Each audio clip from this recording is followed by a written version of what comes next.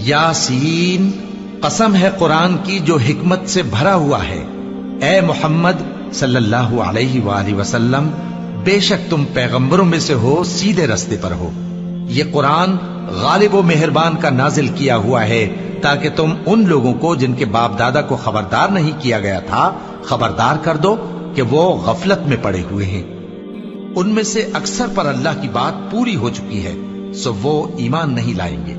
हमने उनकी गर्दनों में तौक डाल रखे हैं और वो ठोड़ियों तक फंसे हुए हैं, तो उनकी गर्दनें अकड़ी हुई हैं, और हमने उनके आगे भी दीवार बना दी और उनके पीछे भी, फिर उन पर पर्दा डाल दिया तो ये देख नहीं सकते।